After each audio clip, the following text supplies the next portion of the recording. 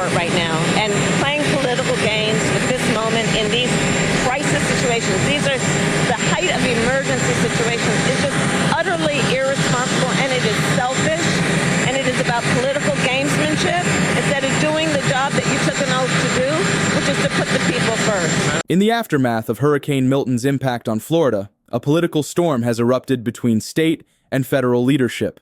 While the state fortunately avoided the worst-case scenario, the damage is still devastating, and rebuilding efforts are underway. However, reports suggest that Governor Ron DeSantis refused calls from Vice President Kamala Harris regarding disaster aid. Political concerns have been inserted into storm preparations. Florida Governor Ron DeSantis reportedly refusing to accept multiple telephone calls from Vice President Harris to discuss federal disaster aid for his state. DeSantis is a Republican who briefly sought his party's presidential nomination, but now supports former President Donald Trump. He also declined to join President Biden last week to survey damage from Hurricane Helene.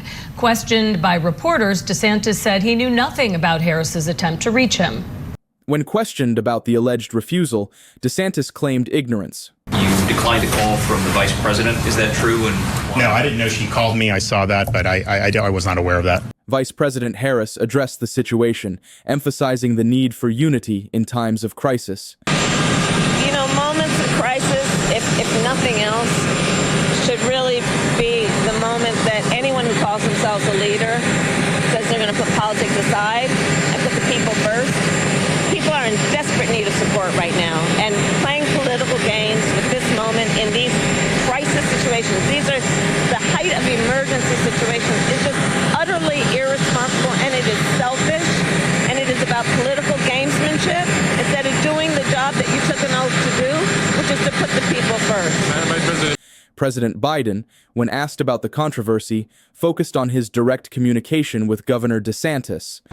Mr. President, does Governor DeSantis need to take Vice President Harris's calls? All I can tell you is I'm talking to Governor DeSantis. He's been very gracious. He's thanked me for all we've done. He knows what we're doing, and I think that's important. Governor DeSantis defended his actions and communications with federal officials. A White House spokesperson said that you turned down calls from both Biden and Harris. Are you saying you're not aware of that? And if so, how are you not aware of that? So Biden called me a couple days ago with Helene when I was on the helicopter. I didn't have any issues. They had helped us with what we've done. I'm not aware that he's tried to call since then. Certainly hasn't called my phone, so I don't know quite where they're getting that information. At the same time, we got the approvals that we need. If there's something else that we need, I'll hop on the phone very quickly, whether that's the FEMA administrator or the president, and we will press the case to be able to get approvals for what we need in Florida. But we have gotten approvals for everything that we've asked for. Code in this area? As far as Harris and you go. I didn't know that she had called, so I'm not sure who they called. They didn't call me, and their characterization of it was something that they did. It wasn't anything that anybody in my office did in terms of saying that it was political. As questions persisted, DeSantis became increasingly combative with the press. Given the severity of the storm, since I did want to ask you about politics right now in terms of should I don't really want to answer questions about this. Is not a time for politics. No, excuse me, Gary.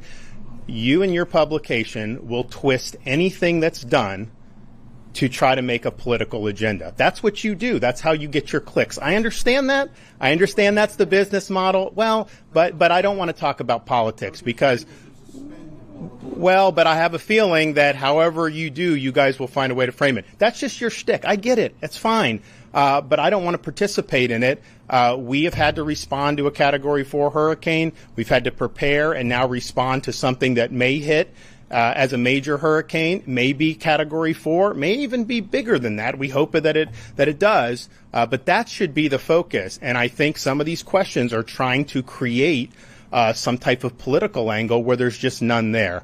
What we've asked for has been approved. You're not seeing me out there carping or complaining about anything. We have gotten what we need from the feds. We have been working constructively with all the local communities. We have marshaled an incredible amount of resources in the state of Florida to be able to get the job done. And that's just what we're going to continue to do. That's what we've always done when it comes to these types of situations. The refusal of Governor Ron DeSantis to engage with Vice President Kamala Harris during this crisis raises concerns about the politicization of disaster response. This situation exemplifies a troubling trend where partisan politics may take precedence over the immediate needs of citizens facing the aftermath of a natural disaster. The tension between DeSantis and the Biden administration highlights strained federal-state relations, which could potentially lead to delays in aid distribution and inefficiencies in resource allocation during the rebuilding process. The discrepancy between DeSantis's claims and reports from his office raises transparency concerns, potentially undermining public trust at a critical time. As Florida faces the daunting task of recovery from Hurricane Milton, it's crucial that all levels of government set aside partisan differences for the benefit of those affected by this natural disaster. The effectiveness of the ongoing disaster response and rebuilding efforts will be the true test of leadership in this challenging time. As the political storm surrounding Hurricane Milton's aftermath continues, the focus must remain on the affected citizens of Florida. Will the apparent breakdown in communication between state and federal leadership impact the speed and efficiency of aid distribution and rebuilding efforts? Or will both sides ultimately put aside their differences for the greater good of Florida's citizens? The coming weeks will reveal the true cost of political maneuvering in the face of natural disaster recovery.